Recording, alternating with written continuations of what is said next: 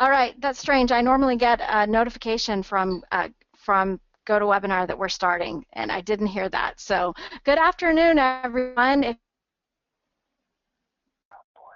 If you're Robinson, I'm here today with Bill Adams and Bob Anderson, and you can see Bob here on the screen with me. Unfortunately, Bill's having some trouble with his camera, but we thought it would be great for those of us who have a camera to be on with you today. We are so glad that you've joined us for this webinar about Mastering Leadership, a new book coming from Bob and Bill on November 30th. And we're so excited to introduce you to the framework and ideas in their book. As I said, my name is Becky Robinson. I want to share with you a few technical details as we prepare for today's event. The first thing that you'll notice is on the top of the slide, you'll see @LeadershipCIR, which is the Twitter handle that we're using for these guys, and the hashtag Mastering Leadership. We would love to have you join us today in live tweeting any key ideas from this event, and so we invite you to do that using the hashtag Mastering Leadership. The second is that we are going to have throughout this event the chance for you to share any questions and feedback, and I would invite you to test out our question panel at this moment and tell us where you're calling in from and what your particular interest is related to this topic. It looks like a few people are already working on trying out the question panel. We have callers in Toronto, in Chicago, Cleveland, Florida, Huntsville, Arlington, another Chicago, Tennessee, Calgary, San Francisco, New Jersey, Indianapolis, Connecticut. It's coming so fast. We have more in Canada, Florida, Texas, Trinidad. So truly, we are representing many states and many countries today. Bob, maybe you can tell us where you're calling in from. I'm in Toledo, Ohio, at home. Not so far from me. And how about Bill? We can't see you, but I know you're with us. Where are you calling in from today? I'm calling in today from Salt Lake City. All right. Well, isn't it amazing the way technology can connect us across the miles? And we are so thrilled to have this opportunity to learn with you. One more technical item. Quite often I'll have the question, will we receive the slides from this event? And you're probably wondering if you need to scribble down lots of notes during the call. The answer is that we will be sending a selection of today's slides, not every slide. So if there's something you don't want to miss, you might want to take some notes. But there are many resources from the book and in the book that you'll be able to access when you buy the book or from the Leadership Circle website. And we'll share some of that information with you toward the end of the call. So I'm so thrilled to be with authors Bob Anderson and Bill Adams today, and I know that as they begin, they are going to share with you a little bit about themselves. They've been doing tremendous work in the world through two companies, the Leadership Circle and the Full Circle Group, and those of you who are familiar with their work know that they have been groundbreaking in creating some amazing assessments that organizations use around the world. And so I'm sure the two of you are going to share more about yourselves and about the history of this work as we dig into the content. So I'm thrilled to turn this over to you two, and we look forward to reconnecting at the end of the call with some questions and answers. Thank you so much, Becky. This is Bill Adams, the one not on the screen with any video. I apologize. Won't go into any description of what I look like. You can look in the book. And I want to say good morning to all of you and good afternoon, good evening, depending on where you are. A couple things as we jump in here, and I'll ask Bob to take a minute also, just talk a little bit about our background, but I'll do that for both of us and the work that we're in, just to set some context. Bob and I have been working together for the better part of about 12 or 13 years now. Found each other in the field when we were both looking to take our work to the next level. And between us, we have about a combined 60 years of direct experience in the field of developing leaders and doing work around business transformation. So the context in here is about 60 years of experience that have gone into the work that we've put together here and about ready to publish in the book. And I'd say as importantly, or maybe even more importantly, what we're going to introduce to you a bit today is a core model around leadership that has been in the development for the entire part of that 60 years and combined. And as of today, we've assessed 66,000 leaders around the leadership profile assessment and have literally worked with thousands and thousands of leaders worldwide across the globe. I would say about 70% of our work up to this point has been in North America, but the international work for us outside of North America, the U.S., is now predominant to the work that we're doing. So 66,000 leaders that we've assessed that make up the research in this database, as well as the research within the book, and thousands and thousands of leaders that we've worked with on a developmental journey pathway for them over a number of years. That's the background. I reside in Salt Lake City in the mountains. I've lived here the majority of the last 30 years and was born and raised on a cattle ranch in Wyoming and have been involved in this work since I was 18 years old. Bob, you want to quickly introduce yourself and go through the agenda? Live in Toledo, grew up in a really entrepreneurial family. Was a part of that business for the first part of my career, and then decided I cared too much about people to really be that technically focused. So I jumped into organization development, specialized my whole life in the deeper ground of being from which great leadership springs, and that led me to all this and building an assessment and so on. So there's a lot I could say, but I won't. So we got a really packed agenda. We're going to be flying here. We want to start with the leadership agenda. What's the business argument that we make around deep development? Because we're going to define leadership as, especially effective leadership, as conscious competence, which means we're working on the inner game and the outer game simultaneously, conscious competence.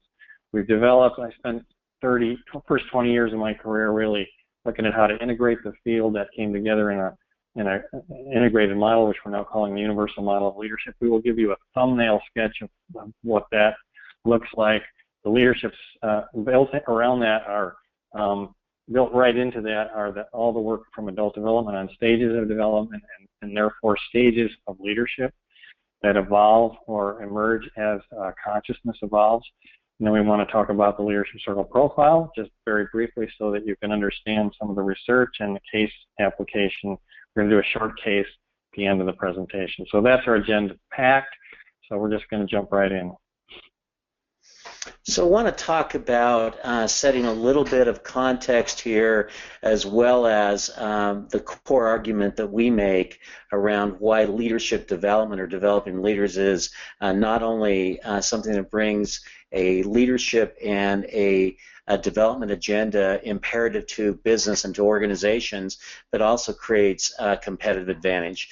First thing we look at is how it is that we've begun to and worked on defining leadership in the context which we operate in, and that is when we're working with you as leaders or with leaders, we talk about creating outcomes that matter to us. How is it that I, as a leader, understand both the outcomes and the results that need to be created, and do that in a way that I connect those outcomes and the work that takes place on a day-to-day basis to what matters to us individually as well as collectively? First predominant thing is obviously around how it is I engage others and create that context. Next slide, Bob. Two types of expectations. So this moves us right into the argument that happen with leaders. First of all, we all know this. Expectations around leaders and leadership is a very high bar. We're talking about expectations being really high. Quite honestly, our experience is, and I'm sure not dissimilar to you, that in many cases we set leaders up around how high our expectations are, and those expectations come in two ways. The explicit expectations, those that are spoken and understood, and the implicit expectations, those that are unspoken, not necessarily understood, and in both cases, explicit and implicit are key to the way that we're viewed as leaders in being effective. And it's amazing to us, quite honestly, that the first lesson in leadership in here is clarify expectations and manage them.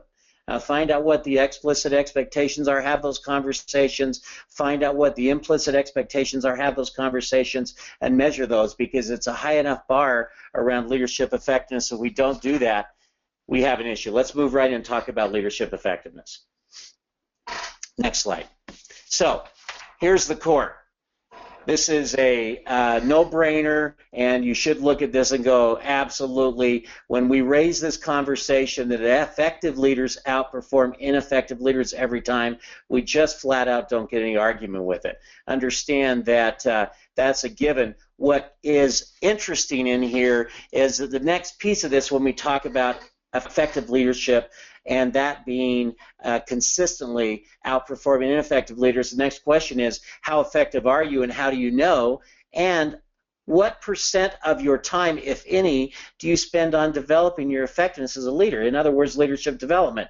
The time that leadership effectiveness starts to be really looked at is when we have a problem, and the sentence filled in, the blank there is, it was a failure of leadership. And yet we know that effective leaders outperform ineffective leaders, and it starts to set up the agenda around development and understanding leadership as a competitive advantage and the work we want to do with that. So Bob, take a second and just talk a little bit more about that in these next couple of slides. Yeah, so the other thing too that we want to just hit here is that this is really true individually, but it's especially true collectively. So how do we as a senior leadership collective, L1 through L4 in an organization, show up together to effectively lead in the way we lead together? And that's a primary determinant, we think, of business performance, and if it's really functioning well, a competitive advantage. So we did this research where we put created a metric of business performance, and we now have 2,000 measures of managers rating the effectiveness of the business on things like market share, profitability, return on investment, quality of products and services, and so on. So we created a metric of business performance, and we correlated it to a measure of leadership effectiveness that's on our leadership circle profile, and here's what we found. In the highest performing businesses, those that were rated in the top 10% on business performance, we saw leadership effectiveness scores averaging at the 80th percentile, top 20%, compared to our norm base, which rater surveys, Bill said we have 60,000 plus managers to it, but the evaluators or rater surveys is over 500,000. So compared to that norm base, these leaders were in the top 20%. The underperforming businesses, those in the bottom 10%, had effectiveness scores at the 30th percentile. So yes, we all agree, effectiveness outperforms ineffectiveness, and our data strongly suggests that this is the case. So when you think about this whole element and tie this together as we move on in this conversation, one, effective leaders outperform ineffective leaders every time. Secondly, we know that that's both based on individual leadership, and the majority of development has been focused on individual leadership and missing the component of collective leadership. So how effective are we individually, and how effective are we collectively, and how is it that we actually raise that level of effectiveness? So right off the get-go, right off the bat in here, we want to look and understand that leadership effectiveness or effective leadership is conscious competence. In other words, it can be developed over time, and we can measure it. And it becomes a conscious competence, obviously becomes a talent and a skill, and an unconscious competence over time. But the deal in here that's really key is it is a conscious competence. It's one that can be developed. The other play on words here is it's both conscious, meaning highly mature or evolved inner game, and competence, meaning highly evolved and mature outer game capability. So it's both, the outer game and the inner game, playing at a very high level. So the work in here around leadership, both inner and outer game, and understanding leadership as a conscious competence, go to the next slide, Bob, actually works around this understanding of what it means to be conscious. How can we be more conscious? And that's a process of practicing awareness. So working with leaders on their development, we frame this around 4 areas. 1, awareness. And the question mark, even to ask yourself here on the webinar today, is how self-aware am I? And what do I pay attention to? So when you just ask that question to yourself and you score yourself on a scale of 1 being very unaware and 10 being very self-aware, where do you score yourself? And What is it that you pay attention to? What actually matters? What's important? How do you judge what's going on? How aware of your impact are you? Which moves us right into the next area, which is pace. As a leader, am I evolving at a pace that actually ensures my relevance and can lead change? So is the pace of my development keeping up with what's required? Which moves us right into impact. We want leaders to be able to start being aware enough and develop their own consciousness where they understand the impact that they create across their organization and in every context in which they're required to lead. We find, and I'm sure it's consistent with you that are in this work, that a significant portion of our leaders are not aware of the impact they make on others, and the unconsciousness of that doesn't give them an opportunity to be a choice to be more effective. One of our CEOs talks about this as leaders bring the weather. Leaders bring the weather. They actually get to use themselves, self-deployed in the circumstances, is the way to understand themselves as a tool and measure their impact and be aware of that impact. And the last element of this is adaptability.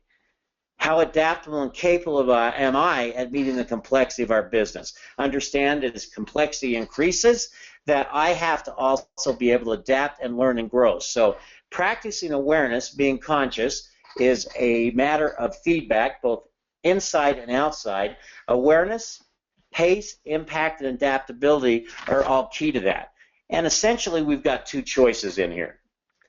I mean, the reality around this is that when it comes to understanding how we show up, we can either face reality or ramp up our delusions. So we're working this whole aspect of awareness and consciousness around facing the realities, knowing how it is we impact, how fast we're developing, where our development opportunities are, and being conscious about that, versus delusion and illusion of trying to, quite honestly, sometimes I prefer the second. I ramp up my own delusions versus reality, but that's a human nature condition, and one that we know makes all the difference around the choices that we have to make. And the last piece of that around this core argument is the leadership imperative, which is on the next slide here, Bob, so moving on up. So one, we know that the rate of leadership development has to keep up with the pace and the rate of change. So when it comes to a leadership imperative around development, is your development keeping up with the pace of change, the complexity, and what's required of you, or as a leader, are you falling behind? Do I keep even? Do I keep myself relevant, or do I fall behind? So all of the literature out there, and Bob, take us through this next slide around what this leadership imperative means. Everything we're learning out there actually says to us that if we're not keeping up with the pace of change with our own development, we can't effectively lead organizations. Yeah, I mean, we said one of the things was adaptability, so this gets into the whole adaptive challenge HIFITS notion. I think given that we're facing, I think everybody agrees we're facing a accelerating level of complexity worldwide in the business environment. That means we're going to be hit on an ever-increasing basis with waves of adaptive challenge, the kinds of challenges that seemingly can't be solved, but must be. And the thing is, they can't be solved from within your current operating system. You actually need a higher order operating system to meet that adaptive challenge. And so there's a pressure and almost an imperative now that we evolve to higher order complexity of mind. So let me reframe it here. How do we evolve the complexity of mind of the leader to be more than a match for the complexities of the challenges we face? So because if the complexity of mind of the leader is not a match, if it's falling behind, then we can't lead. But if we can evolve the complexity of the mind of the leader and the collective leadership of an organization to be more than a match for the complexities of the challenge, we can actually thrive in the midst of this environment. Otherwise, we're becoming less relevant. And so that's the imperative that we see, an imperative for development and a leadership agenda that needs to be owned as a strategic a requirement at the top of the house. And so the question we've been in is, how do we simultaneously expand leadership capability, the outer game, and evolve complexity of mind of the leader, the inner game, and have those two things go together. And for that, we need a bigger framework. So, Bob, as you move into the framework here, let me just interrupt for a second. A couple things in here on what does it mean to simultaneously expand leadership capability and complexity of mind. So Bob's talked about the inner and outer game. In our experience, the majority of development has been focused on the outer game.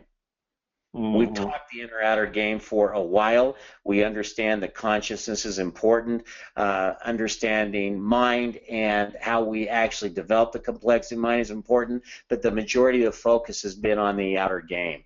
We know that it requires both. How is it that we simultaneously work on both? And when we bring that together, what ends up happening is we get the multiple effect on the development of the leader.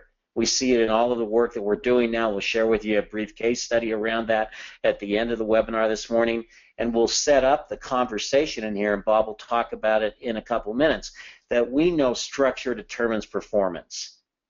We know that the structure and the way that anything is built determines performance. We know that consciousness is a deep internal structure.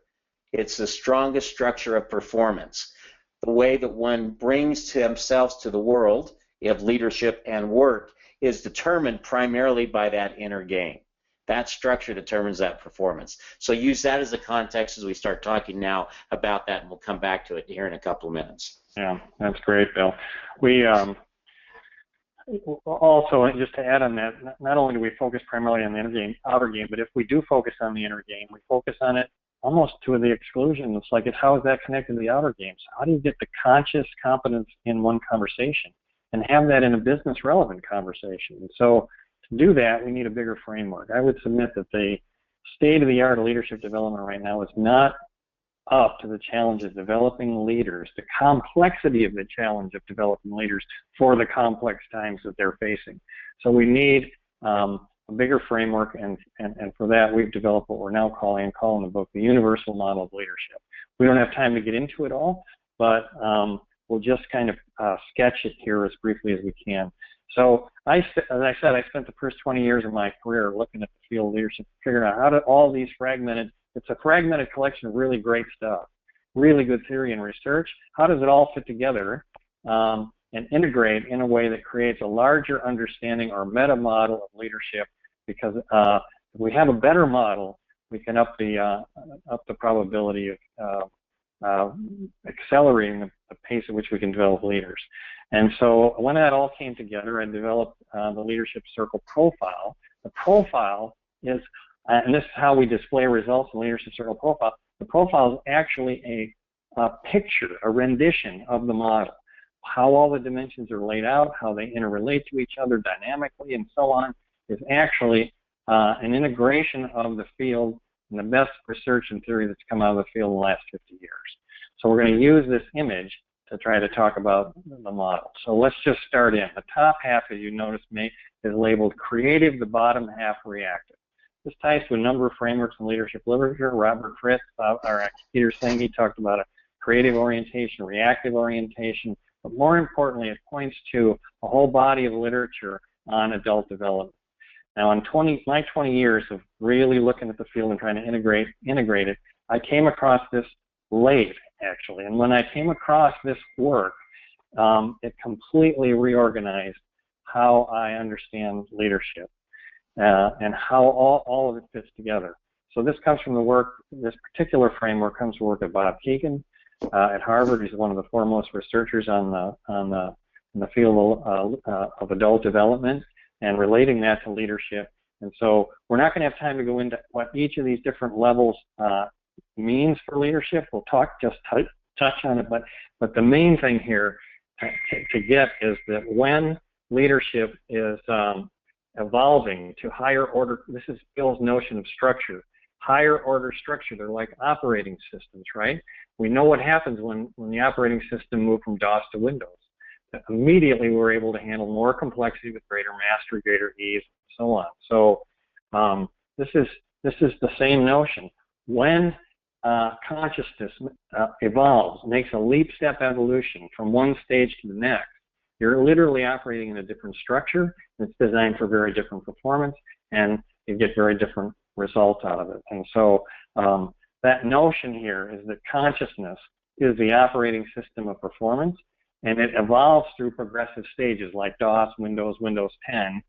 We call it reactive, creative, integral.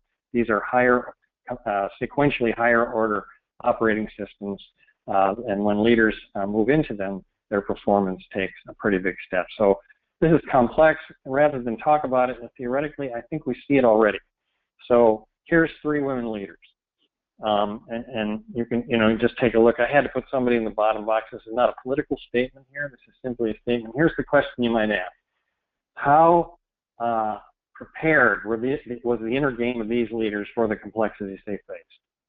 How mature was it in order to handle the complex? Sarah Palin, we think, over her head. Anita Roddick, very creative leader, founder of the Body Shop, led a very creative culture there, and eventually turned the organization toward social issues in the world with the basic principle that leadership and organizations can thrive and do good in the world. And then, of course, Aung San Suu Kyi, been in the news somewhat in the last couple of years for leading a democratic revolution in Burma from a prison cell. It's an amazing woman. And so kind of grasp the main thing. If you take nothing else from this presentation, we think great leadership. When we see extraordinary leadership, we're seeing well-honed capability. You got to have a strong outer game. Well-honed capability arising and being mediated by a very mature interior platform of consciousness. And so consciousness, our level of awareness, a stage of development, and competence, the effectiveness with which we're leading, emerge together and are related.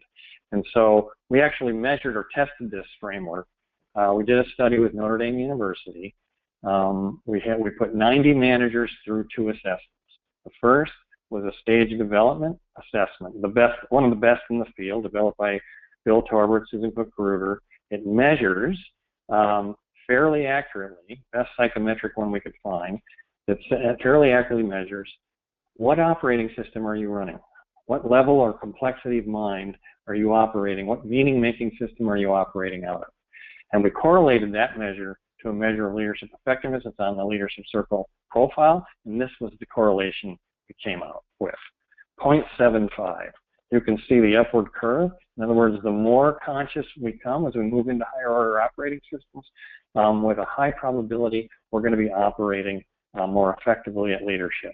This is a game-changing study. It's only 90 leaders, so it's not definitive, but it really changes the conversation around leadership. The inner game runs the outer game, and the maturity of the inner game has a very high impact on the effectiveness of the outer game. So we looked at this study a different way. We said, what's the average level of effectiveness of those leaders who were measured as running a reactive operating system? And here's what we found. So the average level of effectiveness of leaders that were measured as running reactive level mind was at the 40th percentile compared to our norm base. In other words, lower than 60% of leaders in our norm base and higher than 40% of the others. Those who were measured as running a creative mindset had average effectiveness scores at the 65th percentile, and those who were running an integral mindset, which is a very high order of complexity, it's an operating system built for complexity, had average effectiveness scores at the 90th percentile.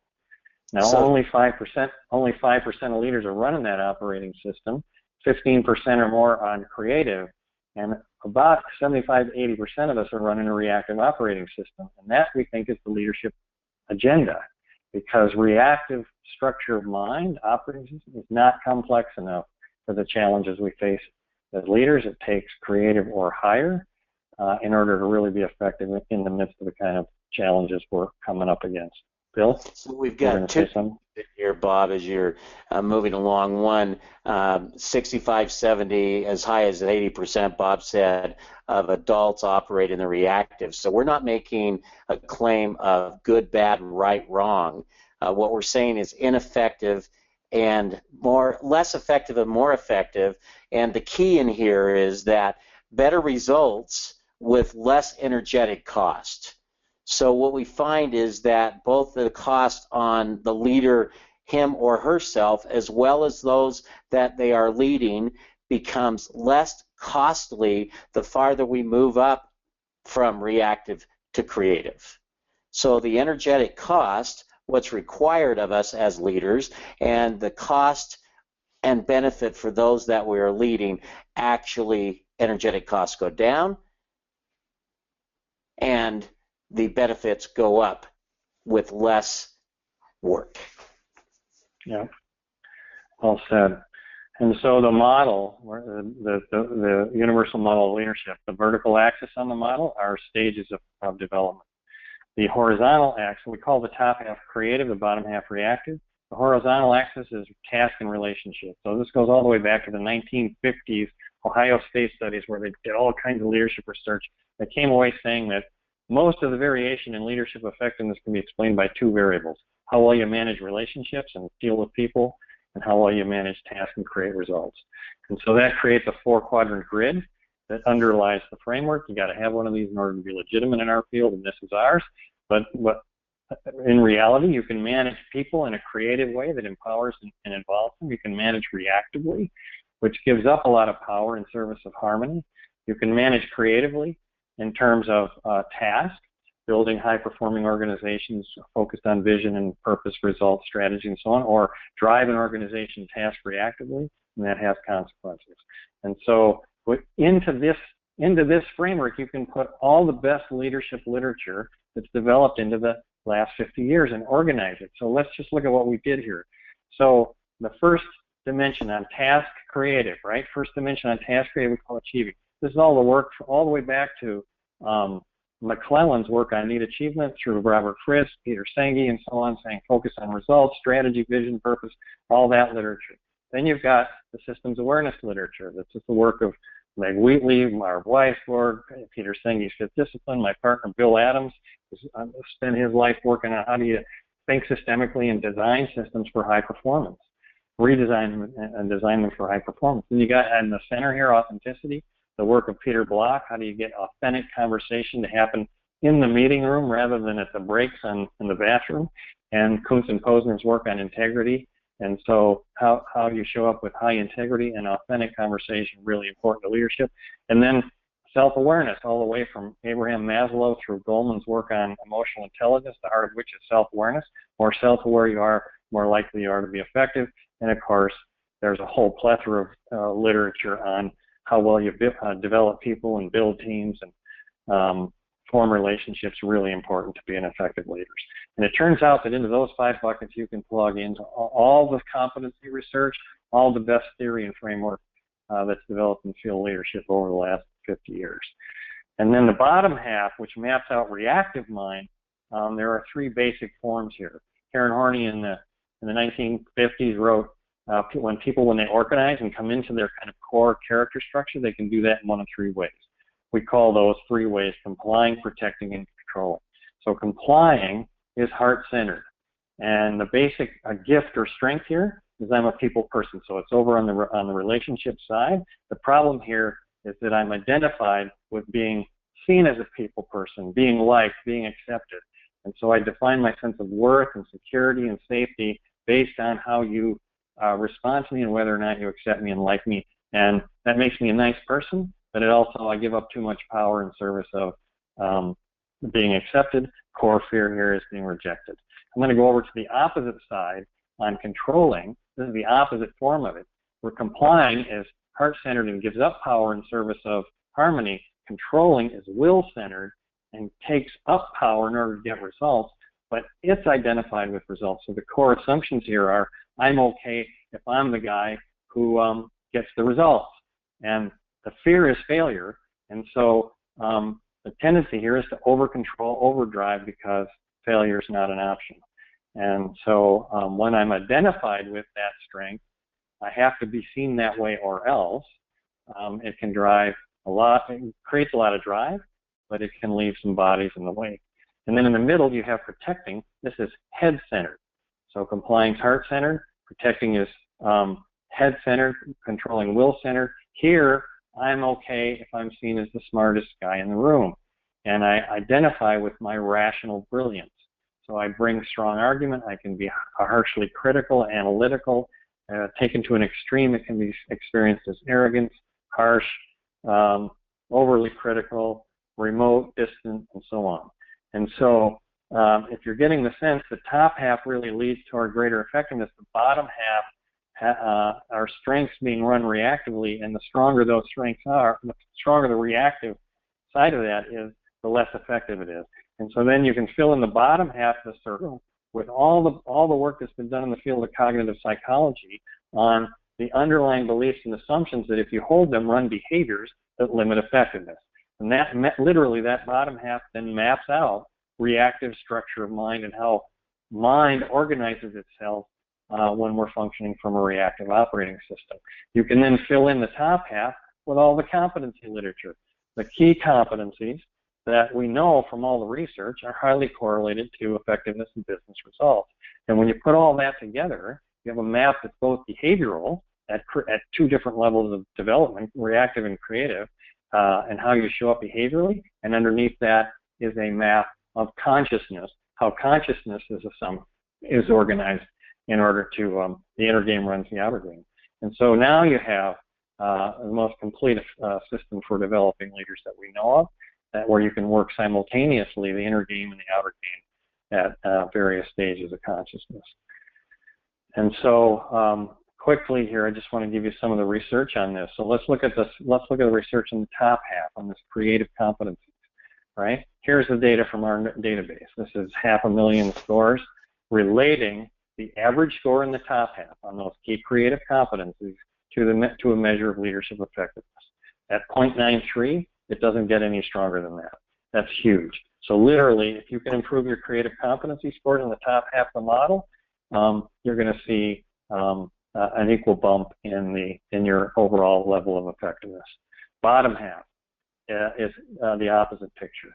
So the stronger your scores in the bottom half, you take the average score in the bottom half, is inversely correlated at minus 0.68 with effectiveness.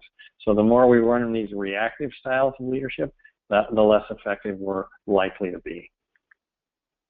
And so then you look at the, this is really interesting. This is what makes the leadership circle so powerful, is that the top half and the bottom half are inversely related. So the stronger your reactive scores, the lower your creative scores, and vice versa. So when you see an issue showing up in the top half, like let's say low relating, you can immediately look into the bottom half for what's strong there that may be interrupting your relationship capability. And so the model becomes very dynamic. Every dimension is highly correlated to and inversely correlated as you look across the circle. So it becomes a really useful lens for looking at leadership, and then point to, well, here's what you got to do about it. So the model actually informs what's going on, what the beliefs and assumptions are, and what the path of development is if you really want to break through on it. And so if you're following this, you want to see strong scores on the top and low scores on the bottom. So this would be a very idealistic picture of what an optimal leader might look like. And this is a very interesting picture because it actually comes from asking 50,000 managers around the world to evaluate optimal leadership. The question we asked them was, what's the kind of leadership that, if it existed in the organization, would allow your organization to thrive in its current marketplace and into the future? This is the picture they draw, and they draw it consistently all over the world. So if we go back to what Bill said, effectiveness outperforms ineffectiveness. We never get any pushback on that, so we all know that. And we also all know what effectiveness looks like because we consistently draw it this way: high creative, low reactive. And so why, if you're a senior leadership team, would you accept a leadership culture that looks like this. This is one of our clients, and it's a highly reactive leadership system. And this is a business that went out of business because they didn't take this seriously enough. And so we see that kind of relationship between these profiles and how the business is performing. So you remember this research, effectiveness and business performance, highest and lowest, top 10 and bottom 10. Now we just look at the profiles that are associated with those businesses. So here is the aggregate leadership profile of those businesses that were evaluated as highest performing. Highly creative, low reactive. This is an 80 percentile profile overall, higher than 80% of our of the profiles we see. And so in the highest performing organizations, you see creative competency abounding and lower reactive tendency. In the lowest performing organizations, you get the opposite picture. You literally see reactive tendencies predominating. And if I just click back and forth, you can see that these are very different leadership organizations. And so if we look at the data just a little bit different way, here's what we see. In the highest performing businesses, the average creative competency score was at the 80th percentile, with low reactive scores at the 30th percentile. The reverse was true in the underperforming business. Highest average creative score at the 30th percentile, reactive scores running as high on average as 70%. So our conclusion is reactive, not complex enough for the challenges we face. It's a competitive disadvantage if we're running that kind of leadership culture. We need creative or higher in order to really thrive, and that's both to really accelerate the development toward that is to work both the inner game and the outer game. We think the inner game runs the outer game, and so we really want to get breakthroughs. We've got to break through on the underlying beliefs and assumptions that are limiting effectiveness. And so that's as fast as I can go through the core framework. And Bill, why don't you pick up and look at how we applied it? So as we start to move towards question and answers here, and we'll make sure we leave a few minutes at the end for that, 10, 15 minutes, I wanted to just give you an example of some of the work that this plays out. And Bob showed you ideal and for the top performing, and then what it looks like on the lower half. A couple of things in here as we talk about this case study. One, when we talk about less effective and more effective, less energetic costs for greater results, we want to make sure that we understand that that bottom half is all gifts based. So everything within our model is literally a strength-based instrument. It's both a model of leadership as well as a framework for development, and it is all based on a assessment underneath that. So an assessment, a framework for development, and a model of leadership, all strength-based. What happens on the bottom half is we have a tendency to hang those gifts on a reactive structure. So we're talking about structure determines performance. When I have the ability on the protective to be a critic, I can see the exception. It's one thing to be able to see the exception and come at it from a critic or a critical framework. It's another to be able to see what needs to happen and come at it from a creative framework, which is being courageous, authentic, and saying what others will not say. The gift is the same. It's do we deploy it on a reactive or a creative structure? Deployed on a reactive structure, it has an edge with it. It's really important to remember that. So it's not the gift that isn't important. The gift that gets lost on that reactive structure. So let's talk about Mike Jett here at Honda. Go ahead. Mike is running a plant down on the Georgia border. This is Honda Precision Parts, and he's got about 2,500 employees in this manufacturing facility. They provide everything for transmission manufacturing, for the completion of cars, for the production of cars. It's about a $100 million facility and supports the production of Honda vehicles in all of North America. We started, go ahead, Bob, we started working with Mike in 2012 as part of an internal leadership program that they've done, and Mike took the profile. I had the pleasure of giving Mike his first profile debrief. If you look on the left-hand side on that bar, that's a measure of the reactive and creative competency. Where is he? And he profiles out in the green shading somewhere around 20%, which puts him squarely in the reactive. The bar up above there, the red bar, is actually how he rated himself. So the green is how others rated him in a 360. The red is how he rated himself. He rated himself up at 80th percentile creative. Others put him down at 20% or highly reactive. So Mike took this on very seriously. Go ahead and change slides, Bob.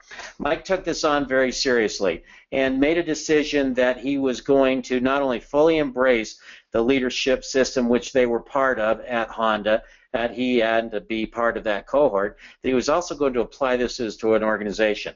The importance of the leadership system is that we know in order for development to take place on an accelerated basis, the development needs to be systemic, not episodic. It needs to take the big picture perspective, and it needs to happen over time. It also has to take into account not just the individual, but the entire leadership system.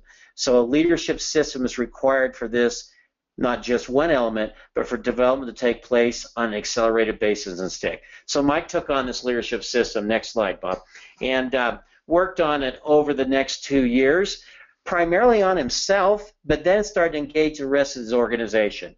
In 2014, during the development, when he took, and I love this, the profile for the second time 2 years later, you'll notice on the left-hand side bar that he was up to a 60th percentile on creative reactive, and that he rated himself a little less than others rated him, which was consistent throughout his profile all the way. Let's look at those in comparison.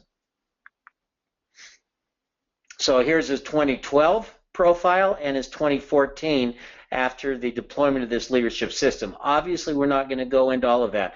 One of the things that you'll notice is that Mike's view of his leadership became much more consistent with the impact his leadership was having on others, and he went from a 20% creative to a over 60% creative. And as a result, between the work he did on himself and his own development and the collective work, here are the results that we saw in the organization. Productivity increased 8 percentage points from 88 to 96. Safety was actually gone down from 9 to 0.5, which is the lowest in all of Honda as of 2014. Quality, the customer measure here went 90 to 19, which set the company and industry records, the complaint measure, and the retention, which is huge for them because they hire a number of people, especially in the engineering, that need to be retained, went from 17% down to 6%, moving towards our goal of 3%. Now here's what we'll tell you about Mike as we start to bring this to close. He made a turn about a year into his development, said, I'm going to develop the entire leadership system at this plant down in Georgia. And his results now are even better at the end of 2015 than they were at the beginning of 2012 and at the end of 2014. Much, much better. Mike will tell you, I know that the only thing that I've done different after being a plant manager and doing this work for 30 years is work on my leadership and improve it.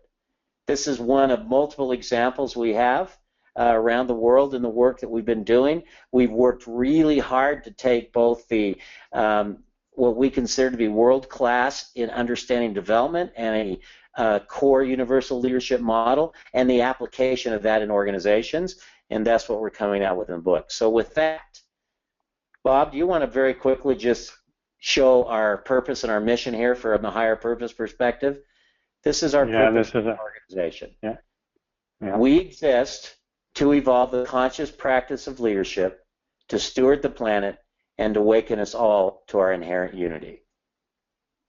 We know that as a world, the planet, that leadership is more important now and more required than it ever has been. And it's the core of the work we're doing. With that, and a breathless 50 minutes, we'd like to open up for questions, and we'll end at the top of the hour in 10 minutes. Thanks. Thanks so much. I don't know about everybody on the line, but I have lots of questions about the practical application of this system, and I'm seeing many come in. Here's a question that came from Michael. He says, how did Mike get from awareness to behavior change, and what supported his leadership development? So Honda's been very serious, and we have their permission to use this as an example and obviously the case study around development as a business imperative. So a number of years ago, the decision was made inside Honda that they needed to develop regional and local leadership and not have all of the leadership come out of Central, which was, of course, Japan, which is Japan. And that drove a imperative around putting together a systemic approach to the development. We partnered with them. Significant portion of that work has been done internally, and a significant portion of that work's been done with partners on the outside. And it is a systemic development, leadership development system that works both on the consciousness, mindset, as well as on the behaviors. And it includes training and modules around the very practical, how can I be better in relationship, how is it I set vision, how do I build teamwork and collaboration, all the way down to what are the belief systems and assumptions that I have that are keeping me from being as effective as I need to be, that are based on formative years of development that are primarily hidden from our view. So it's a systemic approach, and Mike's now in his 5th year of development. I would add to that that when we debrief these profiles and work with leaders, we're working with them at a level of depth which I think is unusual. So Mike did the courageous work of really dropping in and seeing how fear-based his operating system was. One failure, ball game over. So he was over-controlling, he was underutilizing his people and so on. You can see that in his profile. And it was that deep insight there that reframed his thinking that allowed him to make a huge shift. Thanks, that's helpful. So Brandon is wondering what time you put aside together to work on your own leadership and teamwork, and with whom the two of you work as a guide to your development. I think, the question behind the question for me is, how does any leader find the time to set aside for their development? Well, Bob and I, as well as our entire partnership group, just went through the profile again, some of us for multiple times, others for us for the 2nd time, and we did that work together in February as a group of leaders and partners in our organization, our entire executive team as well as us. We work with an outside consultant to help us. In fact, we're now working really our own organization's culture and our leadership impact on that organization. And the majority of us at any given time are working with a coach. So we're working on both intact as a team from a development perspective, individually with coaches, and organizationally helping us work on our culture and our business performance. And you hit it right on the head, Becky. The primary reason that people give us for not working on their own development is they don't have time. And what we're basically coming at it with now is you can't afford not to. You have to take the time. We also find that the time spent actually reduces the time required in the day-to-day practice. Yeah, I would also add that if you can keep the business conversation and the development conversation in one conversation, you're actually not losing time.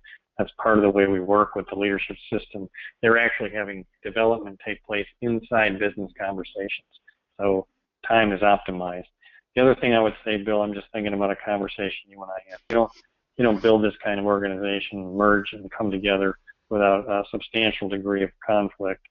And frankly, we just came through a round where we both practiced what we preached, really dove in, did our own deep work, and showed up together and had an extraordinary conversation, one I would put in one of the top conversations of my life about our own contribution to the conflict, and just cut right through it. And so That's why authentic conversation is at the top of the model. Our organizations tell us that after a couple of years of work, the difference that's made all the difference is that we can now tell the truth to each other and cut through complex issues. Before we get stuck, they were undiscussable. Now we handle them quickly and they're fun. So we're working on it. Nobody's perfect, but that's a great question. How are we going about practicing what we preach? Thanks, yeah, which Bob. includes, in many cases, some of the very basics, like what does it mean to actually tell the truth, right? So I come out of Bob and I come out of the Will Schutz era where knowing full well that if we can have the direct, on the table, courageous conversations and have the respect that's required to do that as a leadership team and get feedback in that process, then my chances of being a more effective leader and the success of the business increasing go up marketably. Great, thanks. So a question came in about the data. So wondering if you see any different correlations by industry and whether or not you've sorted the data by the different industries like manufacturing versus service, and what you're seeing in terms of creative versus reactive. Yeah, we can't get into industry by industry, but the answer is yes. We see different reactive creative patterns in different industries and different norming. But the interesting thing, though, this is, well, I haven't looked at this by industry, but we just looked at it for the book on cross-cultural. And we looked at the correlation between the dimensions in the top half of the circle of creative competencies and leadership effectiveness. And it was stunning. They were rock solid the same from one culture to the next, to the next, to the next. So almost no variation in the correlations to leadership effectiveness. Second thing, we saw some differences in the reactive, all inverse, but in developing countries we saw more patriarchal models of leadership being seen as less problematic, a little bit more effective than what we see in developed countries. But by and large, cross-culturally, we saw the model holding up very, very strongly. That's been our experience in working with it cross-culturally. And the practical experience on this one that we have is that we work across industry and across culture. So we've worked within industries where we'll have as many as 12 to 15, even more native-speaking languages in the room, representing different cultures, and two things happen. One, it holds up within the existing business. Secondly, it crosses cultural boundaries. So we will find some small differences, but by and large, thus far, and we're going to get much deeper in that, because now with Bob said 66,000 leaders and over 600,000 raters, we have the ability to now go both by industry in detail, as well as across cultures in a rigorous manner, which is really going to be helpful to see. The data is exceedingly impressive. We have several more questions coming in, but we do need to wrap up the hour together. So my commitment is that I'm going to share these questions with the authors, and perhaps they can use these questions as inspiration for articles or other content that they might be able to share with you in the future. So if you'd like to stay in touch with these authors, when you receive my follow-up, you be sure to indicate that, and hopefully we'll be able to get back with some answers to these questions. As we wrap up the hour, I want to thank Bob and Bill for their energy and attention to detail in presenting this model today. It was a lot of information in a brief amount of time, but it was wonderful to see. And a closing comment to share came in from someone, I believe, who must be working with the assessment that the Leadership Circle provides. And she mentioned as a takeaway that she worked with the general manager who did the exercise of the assessment and profile, and his feedback was the exercise not only made him a better leader, but made him feel better and more at peace in his life. And she said that was really powerful feedback in terms of the difference that this model can make in a leader's life. So I wanted to share that as we wrapped up the hour. I also want to share that when you purchase the book, Mastering Leadership, every single book has a free self-assessment associated with it. So I would encourage you to go and pre-order the book today, and when you do that, you'll get that self-assessment as a starting point. You can also go to the Leadership Circle website, which I'll share with you, to find out more about how you can bring the profile assessment and this overall model of leadership to your organization or your practice. And we'll be sharing those links in the follow-up. So Bob and Bill, thank you so much for your time today. And for those of you on the call, thank you for investing this hour with us.